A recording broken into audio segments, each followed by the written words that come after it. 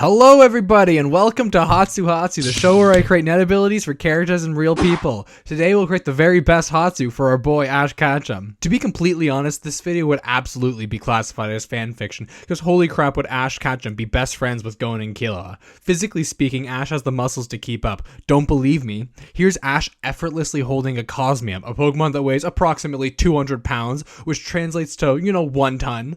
Oh, and you remember the Zoldyck family testing gates? Yeah, the first doors are 4 tons total. So if we factor in the fact that Ash is barely breaking a sweat here while holding the Cosmium, and he can use his legs for extra power, gives me no doubt in my mind that Ash would be at least able to open the first doors with ease. But this isn't an Ash Ketchum power scaling video, it's a Hatsu video. Ash is as straightforward and determined as they come, which makes for the perfect recipe as an enhancer. But before going into the juicy ability I made for Mr. Ketchum, I should note that Ash is not Red, and Red is not Ash. They are two completely different characters. Ash has a Pikachu and wants to be the very best, whereas Red has a Charizard and wants to catch them all.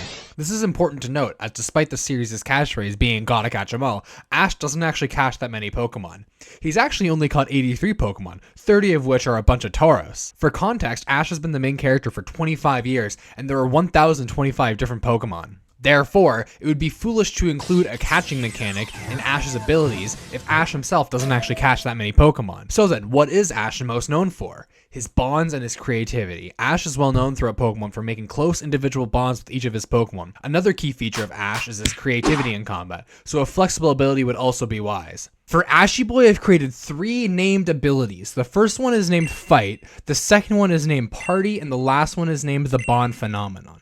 Ash's fight ability is inspired from the 4 moves a Pokemon can learn. This ability is a series of 4 different techniques that can be used in combat. Each technique is inspired off of a real Pokemon move. Outside of combat, Ash can change which technique he's using, however Ash can only know 4 moves at any given time. Ash also must meet certain conditions before learning and swapping out these said techniques. The first condition is that Ash must be able to reasonably pull off the move with his Nen. So a move like Trick Room wouldn't work because Ash wouldn't have the experience, image training, or appropriate Nen affinity to be able to pull off such a move of that nature. But a move like Close Combat would be much easier to achieve, as it's just a basic application of Enhancement Nen, something I have no doubt Ash would be able to pull off. The second condition is that the move's type must make sense for Ash if he were a Pokemon. For the sake of this video, Ash would be a fighting electric type. So a move like Drain Punch would make sense for Ash, as most fighting type Pokemon have access to that move, but a move like Surf wouldn't make sense because typically fighting or electric type Pokemon don't have that in their move pool. And the final condition is that Ash must take at least 8 hours of prep time if he chooses to change a move. So practically, if Ash were to try to learn Thunder Punch, he would first need to do image training to be able to transmute his aura into lightning, then learn to focus it into his fists. Obviously, as a fighting electric type, Ash would theoretically be able to learn this ability. And once he's able to practically use this ability outside of combat, he can then spend 8 hours to add or swap the technique into one of his 4 attacks. This ability was built to be flexible, so Ash could change out his moves to give him more opportunities to be creative in combat. However, for the sake of this video, I only made 4 moves. These moves being Drain Punch, Thunder Punch, Aura Sphere, and Sword Stance. Drain Punch is a pretty simple application of healing via Enhancement Nen, something we see pretty rarely in Hunter x Hunter, however there is still a precedent for it. And once Ash punches an opponent with this move, he heals himself relative to 25% of how much damage he does to the opponent. We already explained how Thunder Punch works, so I won't bother to do it again. Aura Sphere is quite literally the most simple application of a mission possible. Ash literally just shoots out a ball of charged up aura from his hands. And finally, Sword Stance would be Ash increasing his attack potency with enhancement while using a mission to project swords crossing to telegraph that he's getting stronger. Party is the next ability for Ash Ketchum, and this ability is supposed to represent Ashy Boy's bonds. This ability is extremely simple and its main use is intel. Ash can designate up to 6 friendly people he trusts by touching them. These people are then considered a part of Ash's party. Any member of Ash's party, including Ash, gains up-to-date information on the party member's physical health, aura reserves, and location. Ash is used to fighting with his team of Pokemon, and this ability is supposed to reflect that. However, just like in Pokemon, Ash can only have 6 people on his team at any given time. Well, they don't actually need to be human beings, and there's no requirement that the target of this ability must be a Nen user. So if Ash feels like it, he can add a Chimera Ant or even a dog to the party. The only conditions are that the target must be willing to join this party, and that Ash must have a bond with the creature, otherwise this ability wouldn't work. And finally, inspired from the Pokemon X and Y BattleBot phenomena that Ash undergoes with his Greninja, brings us Ash's final ability by the name of the Bond Phenomenon. This ability makes it so that Ash could lock the heck in with one of the members of his parties in a very similar way we see him lock in with his Greninja. Ash can only use this ability on one person at any given time. However, before I explain exactly what this ability does, I should note that any member of Ash's party gains access to this ability, meaning that hypothetically Gon and Killua could use this ability with one another. This ability is probably closer to a specialist ability because it doesn't neatly fit into the other Nen categories. However, because Ash is an enhancer, let's just say it's a combination of a mission enhancement for my sanity. The main feature of the Battle Bond ability is the locking in aspect, where your subconscious mind temporarily fuses with your allies in the heat of battle, causing both of you to be so in sync that you mistakenly use your allies' abilities from your own body. Yes, I think this might be the most broken ability I've created yet. However, to be fair, you need an incredible bond to even accomplish pulling off this technique. I will now list a few pairs that might have a bond strong enough to actually use this ability. We have Gon and Killua, Toto and Yuji, and Ash and Pikachu. As you can see, these are extremely strong bonds. However, for the sake of this video, I'll play fast and loose with the rule to explain exactly what this ability is capable of.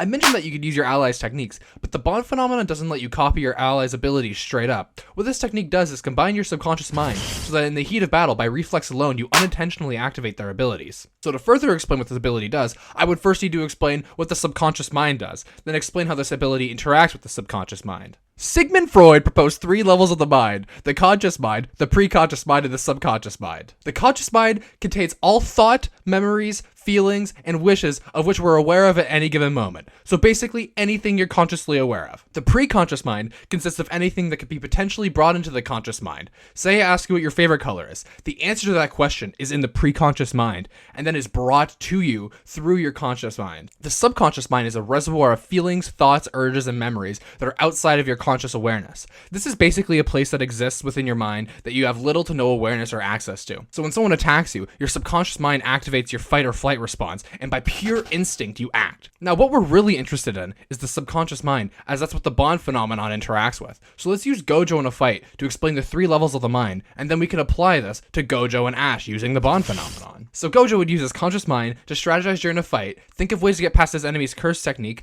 as in combat you're thinking about what to do in combat. His preconscious mind would recognize the patterns from his past experiences and tell him what attacks are coming and what attacks he should use. And his subconscious mind would react without him thinking, activating his infinity to stop the attack from hitting him, or the technical stuff for him to be able to use reverse curse technique to shoot out a hollow purple at his enemies. This would be something that Gojo does by pure instinct and requires no thought from his conscious mind to accomplish. So let's look at Ash now. Ash would use his conscious mind to think of which attack he wants to use against his enemy.